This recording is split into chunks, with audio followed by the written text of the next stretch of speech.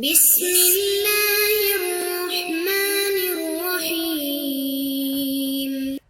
الحمد لله رب العالمين والصلاة والسلام على أشرف الأنبياء والمرسلين أما بعد فأستعيذ بالله من الشيطان الرجيم بسم الله الرحمن الرحيم السلام علیکم ورحمۃ اللہ وبرکاتہ۔ عزیز طلبہ کرام، امید کرتا ہوں احباب خیر سے ہوں گے۔ انشاءاللہ آج ہم تفسیر جلالین کے درس نمبر 367 میں سپارہ نمبر 20 سے سورہ عنکبوت کی منتخب کردہ آیات 31 سے لے کر 35 تک پڑھنے کی سعادت حاصل کریں گے، جن میں کلام باری تعالیٰ و کلام مفسر کا ترجمہ ہوگا۔ کلام مفسر کی تشریح و توضیح کرنے کی سعادت حاصل کریں گے اور ساتھ ساتھ تفسیری و ترکیبی اغراض و فوائد کو ذکر کرنے کی کوشش کریں گے۔ تو آئیے طلبہ کرام بلا تاخیر بڑھتے ہیں اپنے آج کے درس کی طرف۔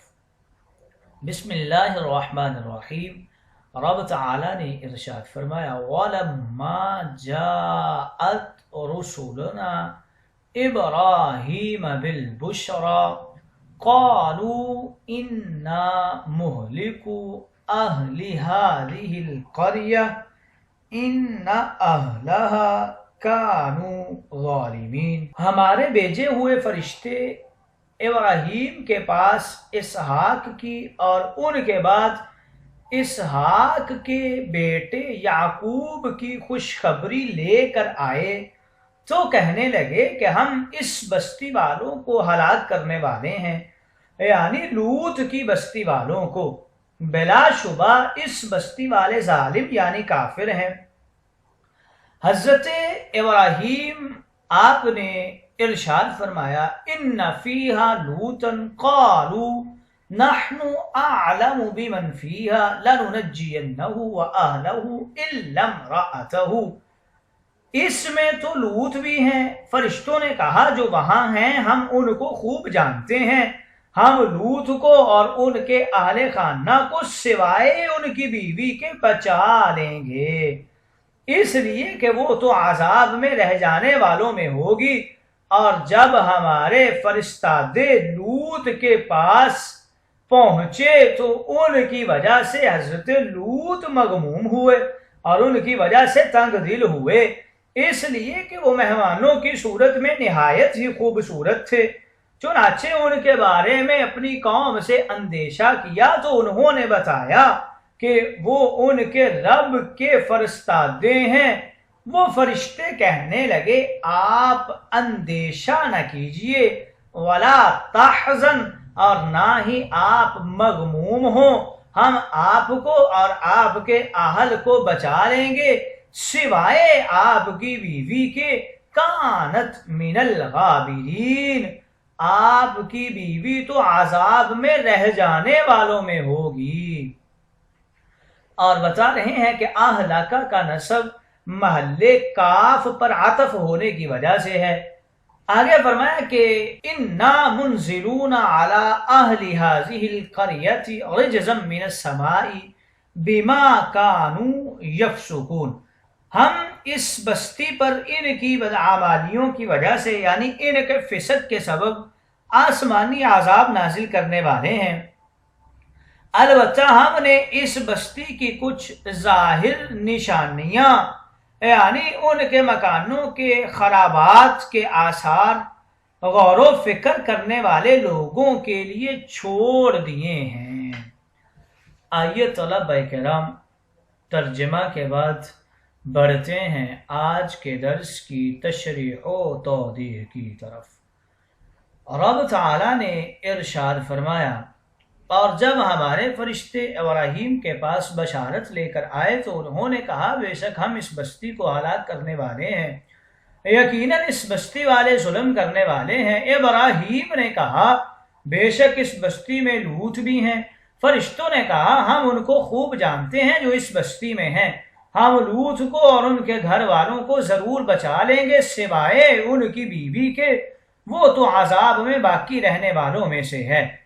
اور جب ہمارے فرشتے لوط کے پاس پہنچے تو ان کو فرشتوں کا آنا ناگوار گزرا اور ان کی وجہ سے ان کا دل تنگ ہوا۔ فرشتوں نے کہا لا تخف ولا تحزن، خوف نہ کیجیے، غمگین نہ ہوئیے، یقیناً ہم آپ کو اور آپ کے گھر والوں کو عذاب سے بچانے والے ہیں، سوائے آپ کی بیوی کے، وہ تو عذاب میں باقی رہنے والوں میں سے ہے۔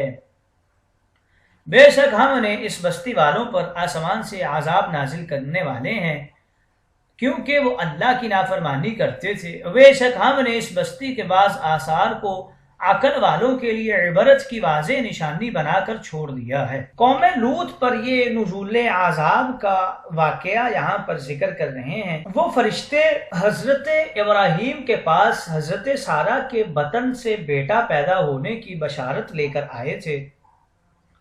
اثناء گفتگو میں انہوں نے حضرت ابراہیم سے کہا ہم اس بستی والوں کو ہلاک کرنے والے ہیں۔ اس بستی کا نام سیدوم تھا اور یہ قوم لوط کی بستیوں میں سے سب سے بڑی بستی تھی، اور مردم پرستی اور مردوں کے ساتھ بے حیائی کا سب سے پہلا اسی بستی میں ظہور ہوا تھا۔ فرشتوں نے حضرت ابراہیم سے اس بستی کی طرف اشارہ کر کے کہا کہ ہم اس بستی کو ہلاک کرنے والے ہیں۔ اس میں یہ اشارہ ہے کہ حضرت ابراہیم کی بستی اس بستی کے نزدیک تھی۔ حضرت ابراہیم نے فرمایا ان فیہا لوطا، اس بستی میں تو لوط بھی ہیں۔ یہ ان کی حضرت لوط پر کمال شفقت تھی۔ وہ یہ جاننا چاہتے تھے کہ نزول عذاب کے وقت لوط اسی بستی میں ہوں گے یا پہلے ان کو بستی سے نکال لیا جائے گا پھر اس بستی پر عذاب نازل کیا جائے گا۔ اس بستی والوں سے مراد وہ لوگ ہیں جو بستی میں پیدا ہوئے اور لوط اور ان کے گھر والے دوسرے علاقہ سے آ کر اس بستی میں رہائش پذیر ہوئے تھے، اور جو لوگ حضرت لوط پر ایمان لائے تھے وہ بھی ان کے اہل اور گھر والوں میں شامل تھے۔ قوم لوط نے حضرت لوط علیہ السلام کو منع کیا تھا کہ وہ کسی مہمان کو اپنے گھر میں نہ ٹھہرائیں، اور جب فرشتے خوبصورت لڑکوں کی شکل میں ان کے ہاں بطور مہمان آ گئے تو حضرت لوط پریشان ہوئے۔ ادھر ان کی قوم کے لوگوں کو پتہ چل گیا کہ لوط کے گھر خوبصورت بے ریش لڑکے آئے ہیں۔ انہوں نے حضرت لوط کے گھر پر دھاوا بول دیا۔ حضرت لوط نے کہا یہ میری قوم کی بیٹیاں ہیں، تم ان سے نکاح کر کے اپنی خواہش پوری کر لو، مگر ان کی قوم اپنے مطالبہ پر بضد رہی۔ تب فرشتوں نے حضرت لوط سے کہا ہم آپ کے رب کے بھیجے ہوئے فرشتے ہیں، آپ ہمارے متعلق پریشان نہ ہوں، یہ لوگ ہم تک نہیں پہنچ سکتے۔ فرشتوں نے حضرت لوط سے کہا آپ رات کے کسی حصہ میں اپنے گھر والوں کو لے کر اس بستی سے نکل جائیے سوائے اپنی کافرہ بیوی کے۔ ادھر وہ لوگ دروازہ توڑ کر گھر کے اندر داخل ہو گئے۔ فرشتوں نے ان پر اپنے پر مارے تو وہ اندھے ہو گئے اور چیختے چلاتے ہوئے دروازے سے باہر نکل گئے، اور جیسے ہی صبح ہوئی تو ان کو عذاب نے آ لیا۔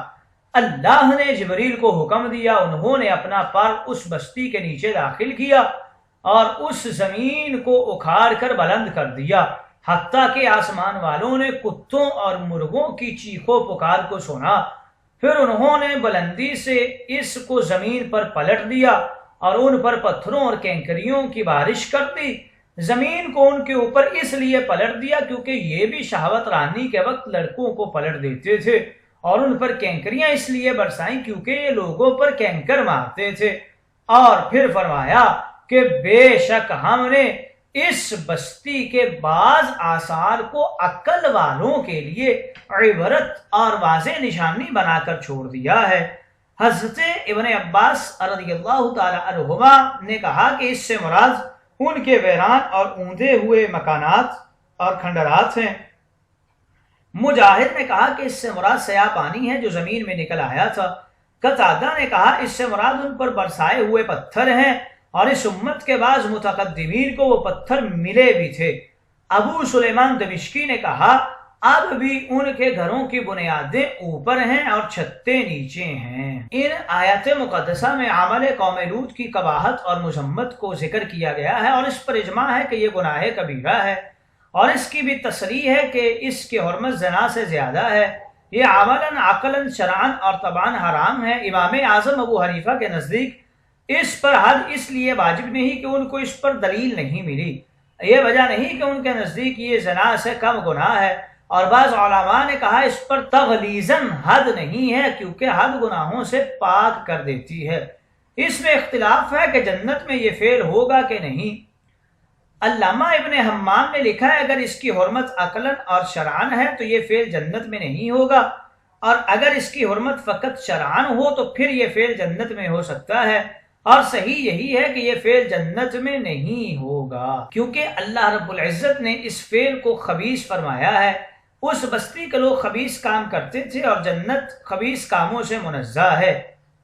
جنت میں اس فعل کے عدم وقوع پر علامہ آلوسی فرماتے ہیں اہل جنت کی ایک صفت یہ بھی ہے کہ ان کی سرین نہیں ہوگی، کیونکہ دبر پاخانہ نکلنے کا رستہ ہے اور جنت نجس چیزوں کا محل نہیں ہے۔ اس بنا پر جنت میں اس فعل کا نہ ہونا بالکل ظاہر ہے۔ آئیے طلبہ کرام تشریح و توضیح کے بعد بڑھتے ہیں اغراض و فوائد کی طرف۔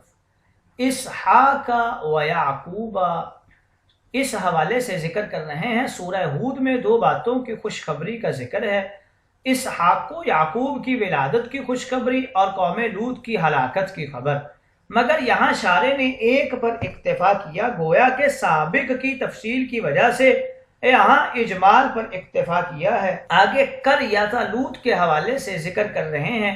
اس قریہ کا نام سیدوم تھا، بعض کتابوں میں صدوم دال کے ساتھ ہے۔ قوم لوط کی بستیوں مرکزی مقام تھا، حضرت لوط اسی بستی میں رہتے تھے۔ سی ابہم کی تفسیر حاضینہ بسابابہم، اس سے کر کے شارح نے اس بات کی طرف اشارہ کیا ہے کہ سی کی ضمیر کا مرجع حضرت لوط ہے۔ قاضی بیضاوی نے سی کی ضمیر کا مرجع مصدر مسات کو قرار دیا ہے، ای جاءت المساءۃ بہم، مگر شارح نے اول کو اختیار کیا ہے اور ساتھ ہی اس بات کی طرف اشارہ ہو گیا کہ بہم میں با سببیہ ہے۔ زرعن کی تفسیر صدرن کے ساتھ کر کے اس بات کی طرف اشارہ کیا ہے کہ یہ تفسیر حاصل معنی کے ذریعے ہے، ورنہ تو زرعن کے معنی طاقت اور قوت کے ہیں۔ نیز زرعن دا کا کی نسبت سے تمییز ہے جو فاعل سے منتقل ہوئی ہے۔